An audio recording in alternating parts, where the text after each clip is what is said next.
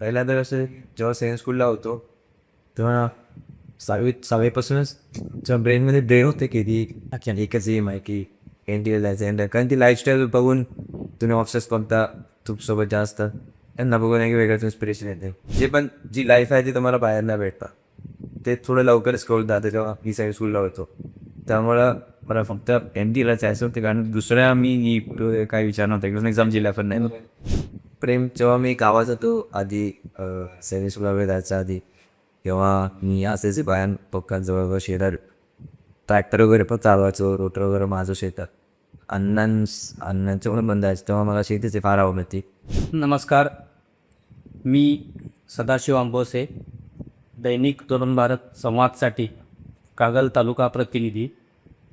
आज आपण नानीबाई चिखली येथे आलेलो आहोत. तर या गावचे सुपुत्र सुयश संगीता राजेंद्र नुले यांची नुकतीच नौदलामध्ये सब लेफ्टनंटपदी नियुक्ती झालेली आहे आणि त्यांच्याशी आपण थोडक्यामध्ये एक छोटीशी चर्चा किंवा त्यांच्याशी आपण संवाद साधणार आहोत. तर नानीबाई चिखली हे नानीबाई आणि येथील स्वातंत्र्य लढ्यामध्ये हुतात्मा झालेले हरिबा बेनाडे आणि मल्लू चौगले यांचा शौर्याचा ऐतिहासिक वारसा लाभलेलं हे नानीबाई चिखली गाव आहे. आणि याच गावातील तरुण सुयश नुल्ले हे अगदी वयाच्या 22व्या वर्षी सब लेफ्टनंट झालेले आहेत. त्यांचा नुकताच गावामध्ये नागरी सत्कार झालेला आहे आणि त्या निमित्तानं आपण त्यांच्याशी इथं हितगुज करणार आहोत. काही प्रश्नांच्यावरती चर्चासुद्धा आपण करण्यासाठी मी या ठिकाणी आलेलो आहे. माझ्यासोबत सेनापती कापशीतील प्रतितेश फोटोग्राफर संतोष बाबर हेही उपस्थित आहेत. तर आपण त्यांच्याशी थेट चर्चा करूयात. त्यांना मी पहिला प्रश्न असा विचारू इच्छितो की सुयश, आपलं जे प्राथमिक शिक्षण कोठे आणि कसं झालं याविषयी आपण बोलावं. बोलू. प्राथमिक शिक्षण पहिली ते चौथी मी गावाला येतो मारुत्या आमच्याची ती आमच्या गावाची शाळा आहे की तसं त्यानंतर मी शाळेमध्ये माझ्या शिक्षक होते सर तावरे मॅडम त्यांचं मला यामध्ये खूप मार्गदर्शन लागलं. त्यानंतर मग मी आमच्या गावात एक नव्याच एक समृद्धी क्लासेस म्हणून आलेली त्यांचं ते फर्स्ट इयर होतं. 5वीला मी त्या क्लासला मी जॉईन झालो. व त्या क्लासची स्कीम अशी होती की तुम्हाला ते नवोदय आणि सेकंड ते आयोग घेतात. मग मी 1 वर्ष सेंट स्कूलची तयारी केली. मग त्या क्लासनंतर मला सेकंड स्कूलला निवड झाली. मग 5वीला मी सेकंड स्कूलला पहिली ते 5वी मी गावाचे. तर प्राथमिक शाळेमध्ये म्हणजे सध्याच्या परिस्थितीला बघा, प्राथमिक शाळेमध्ये मराठी शाळेमध्ये थोडक्यात शिक्षण घेऊन 5वी नंतर सैनिक स्कूल सातारा येथे त्यांची निवड झाली आणि तेथेच त्याने म्हणजे 12वीपर्यंतचं शिक्षण घेतलेलं आहे.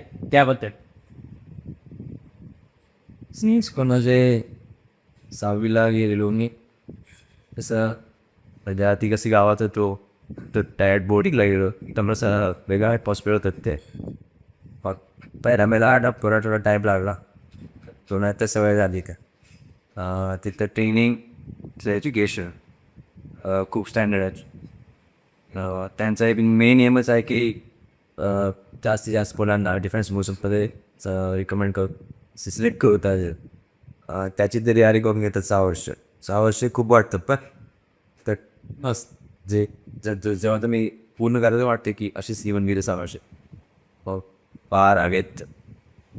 म्हणजे माझ्या 11वीच्या शेवटला एंटरमध्ये कोविड आलेला त्यामुळं 11वीच्या एक्झाम पण नाही झाल्या पूर्ण आणि पूर्ण 12th मी घ्यायचं होतं. त्यामुळे मी 12th स्कूलला गेलोच ना, आमचा बोर्ड एक्झाम पण नाही झालेला बोर्डमुळे. पण नंतर आम्हाला थोडा टाईम सुटे परत स्कूलमध्ये बोललो प्रॅक्टिकल फटी वगैरे. नंतर NDAचे ते आई बाप्पी 1 महिना क्लासेसला गेलेलो पुण्याला, अनिस क्लासेसला.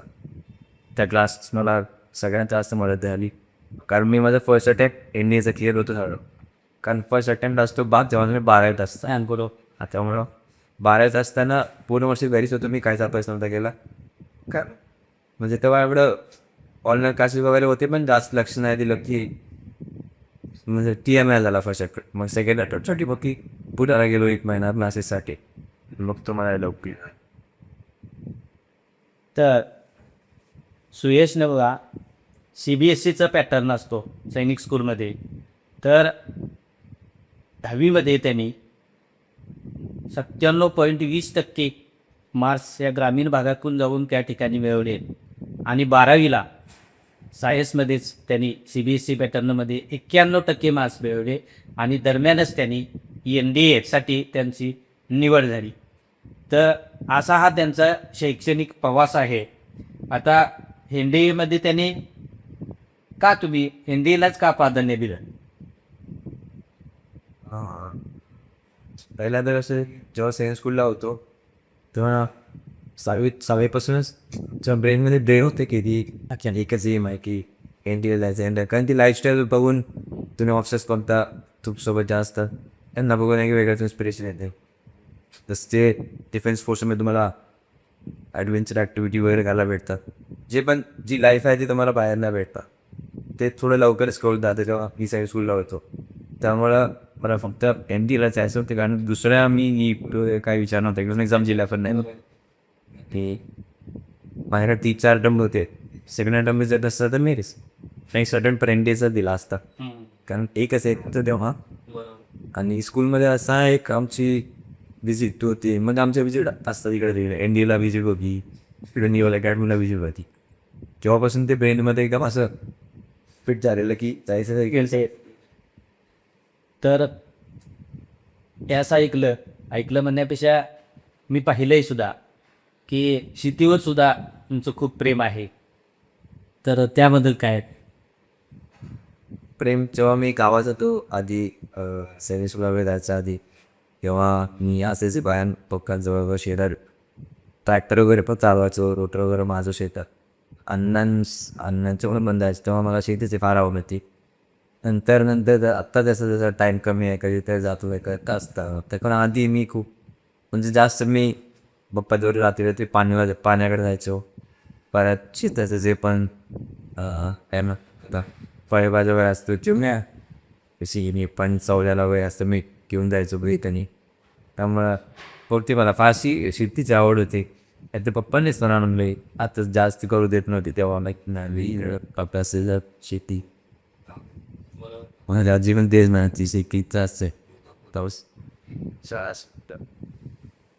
तर शाळा शिकत म्हणजे 5वीला असताना ते छोटा पॉवर ट्रेलर चालवायचे. आणि इतकी शेतीमध्ये आवड होती, कारण त्यांचे आजोबा हे रघुनाथ नुले अण्णा हे शेतीवर प्रेम करणारे, शेतामध्ये खूप त्यांचं काबाड होते. आणि त्यातूनच त्यांनी आपली शेती डेव्हलप करत प्रगती साधलेली आहे. तरच जे आता NDAमधनं तुम्ही जवळजवळ मला वाटते 3 वर्षापूर्वी जे तुमचं प्रशिक्षण, त्या प्रशिक्षणामध्ये कसं हे असतं? NDA एक टोटल म्हणजे एक डिफरंट एक वेगळं जग आहे. समजा तुम्ही पाहायचं त्याच्यापासून तुम्ही म्हणजे पूर्ण कट ऑफ असतं, जे बाहेर काय चालू आहे तुम्हाला म्हणजे कळतं, पण जास्त बाहेरच्यासाठी वर्ल्डची कॉन्टॅक्ट नसते. त्यामुळे ती एक चांगली गोष्ट आहे. मग आदले ट्रेनिंग सांगायला गेलं तर ट्रेनिंग स्टँडर्ड खूप खूप जास्त आहे. सुयश नुल्ले यांच्याशी आपण बराच वेळ झालं आपण चर्चा केली.